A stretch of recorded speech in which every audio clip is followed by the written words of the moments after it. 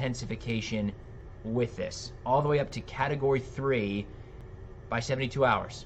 By the time we get to Monday, and this is crossing out of the Caribbean on towards the southeastern Gulf of Mexico, we're likely talking a major hurricane, exactly what the Hurricane Center has in their cone forecast. There you go. By Monday into Tuesday, crossing Cuba, 2 a.m. Tuesday, so late Monday night, early Tuesday morning, a high-end Category 2 hurricane.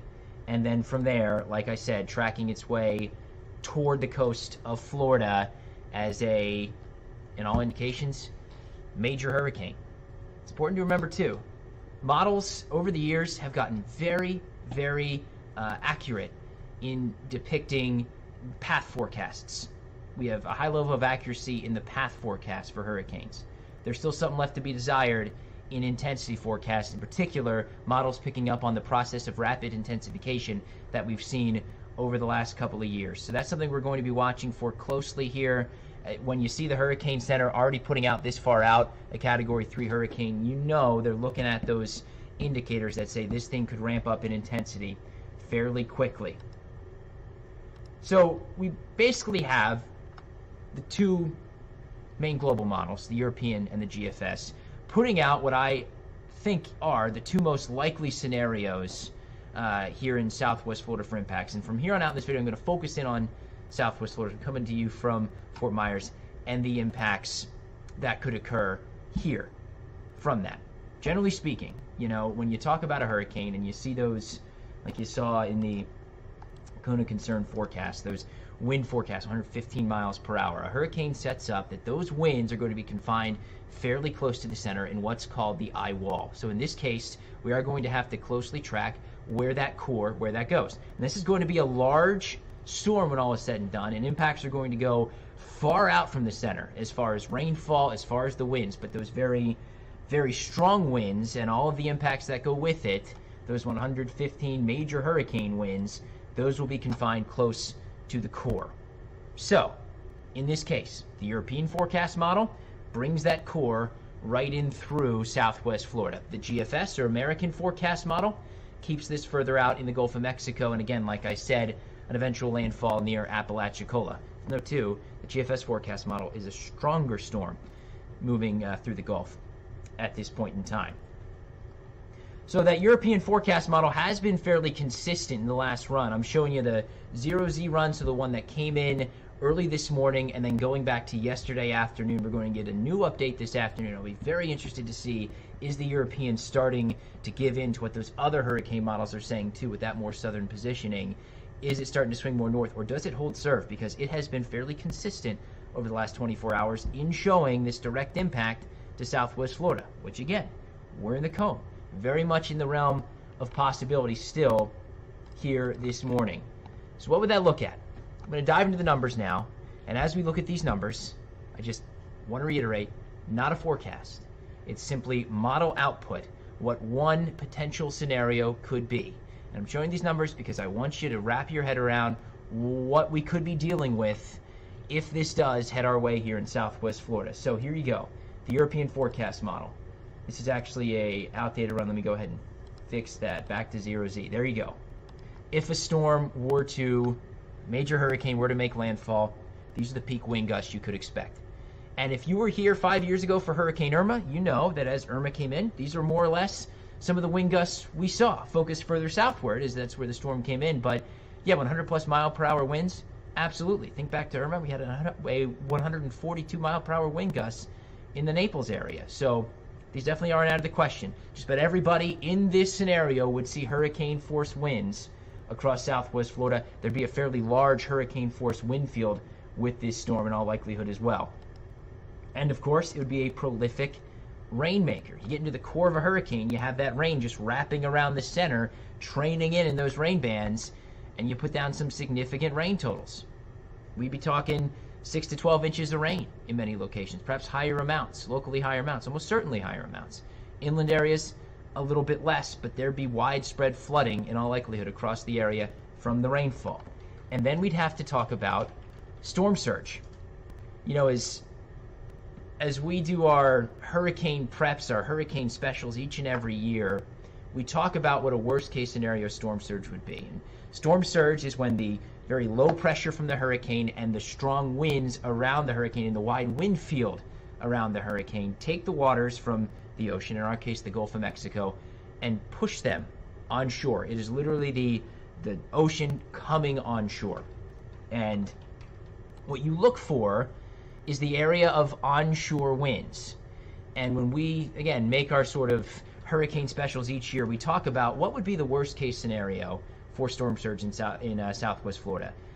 And what we typically say is a slow-moving major hurricane making landfall in and around Sarasota, as that would put us for hours and hours on end in the area of onshore winds that would produce a storm surge. Here we go. By 12 o'clock on Wednesday, we have onshore winds, steady and strong hurricane force onshore winds into Collier County. Again, it's the model. It's the model forecast, not exactly what we're expecting at this point in time, but that would be a significant storm surge already building in Collier County. Then the center works northward up Charlotte Harbor. Now you have your onshore winds into Lee County. Now the waters are rising for Sanibel, for Captiva, and onward as the storm spreads northward. So in this case, a landfall over or north of Southwest Florida, especially if it goes into Charlotte County or Sarasota County. Now we're talking a near worst case scenario storm surge, an event that we haven't seen in quite a while, to say the least, in Southwest Florida. An event in which that's where we have the storm surge maps, the storm surge zones put out for a scenario here like this. Now, again, it's just one model. And the American or GFS model is putting out a very different solution here this morning. It's been very consistent in its latest 3 model runs, all showing a storm.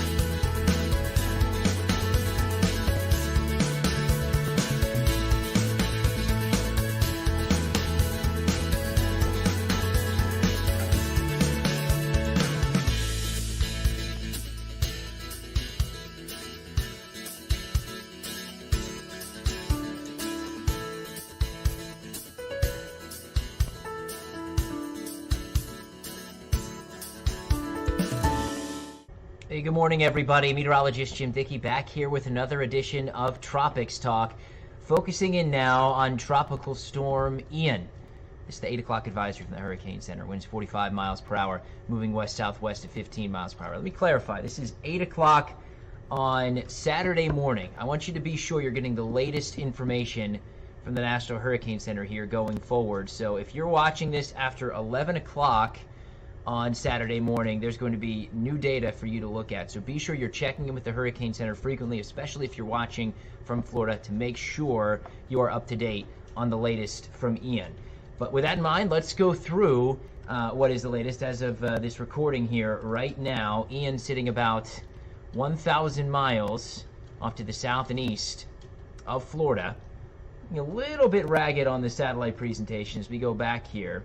Tough to pick out from this image alone where the center of Ian is. And you're sort of seeing again that thunderstorm activity looking to sort of break apart a little bit.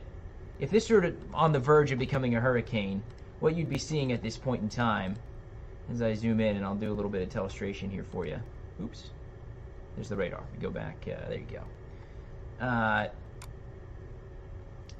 You would be seeing more of a concentric circle around where the center is, which looks to be right about here at this point in time. But you're, if anything, seeing things breaking apart a little bit. Now, of note, too, see sort of the fluffy appearance on the edge?